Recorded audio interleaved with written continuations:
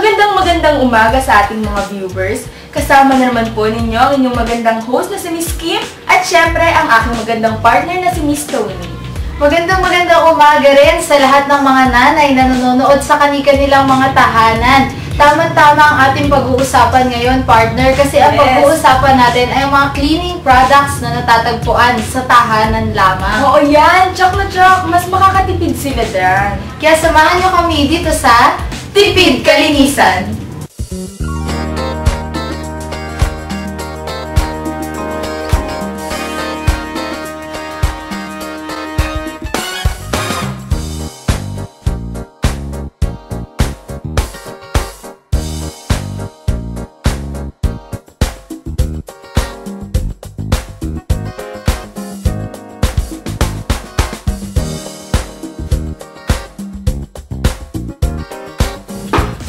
Ano nga ba ang ating matatagpuan na panlinis ng ating bahay na nasa loob lang mismo ng ating tahanan?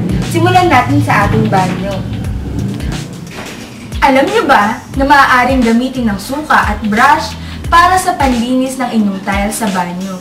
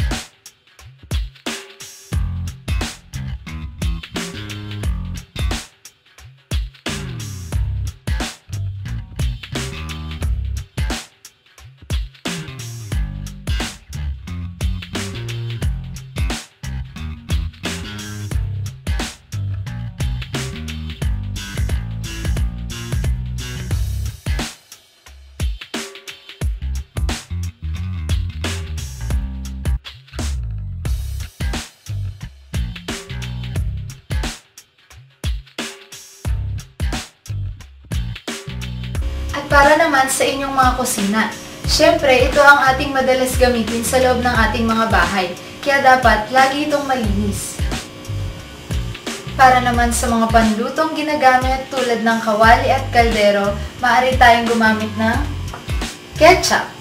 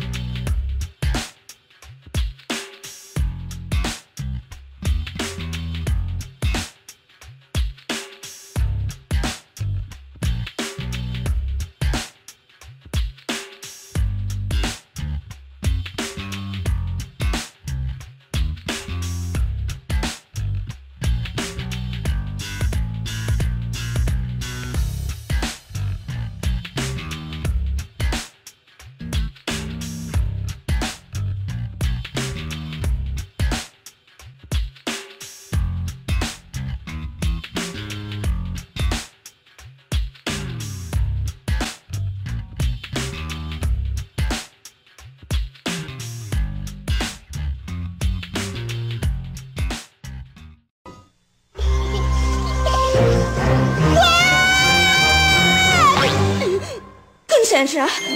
Bakit? May germs! Huh? Kakahugas ko lang nito Makikita mo, hugasan uli natin. Puno ng germs ang bar solution. Maaaring kumalat. Paano na si baby? Mag-Joy Antibac with the power of Safeguard. May 99.9% germ protection. Mas safe si baby. Joy Antibac lang ang may power of Safeguard. Pwede ba share? P&G. Ipagpatawad mo, mukhang wala na tong bango. Dahil sa sabong Fabcon ko, Di ka masisi, bango'y halos di tumagal. may mas tatagal. Para sa'yo, ang puting Tide, now with freshness of Downy. May bangong tumatagal hanggang pagsuot. Bangong Downy. Mahal kita, itagal-tagal. Tide, bossing sa kaputihan. May freshness ng Downy na maamoy na. Itagal-tagal.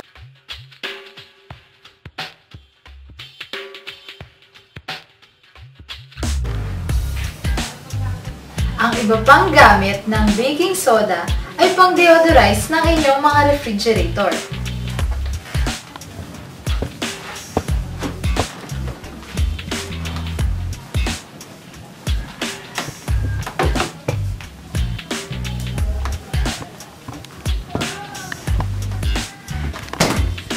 Maaari nyo rin itong gamitin sa inyong mga trash can o lalagyanan ng mga sapatos.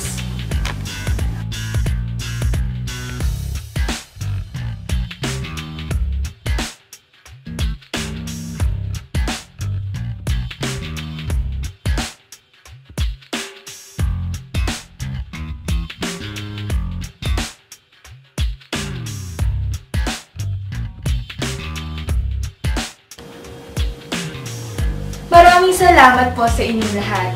Sana ay nakatulong sa inyong mga problema ang aming programa. Pwede nyo rin itong i-share sa iba para hindi na sila gumastos ng malaki. Sa loob pa lamang ng bahay nila ay marami na silang matatagpo ang alternative na panlinis. Ako po si Tony Pangan At ako naman po si Kimberly Medina at ito ang Tipid Kalinisan.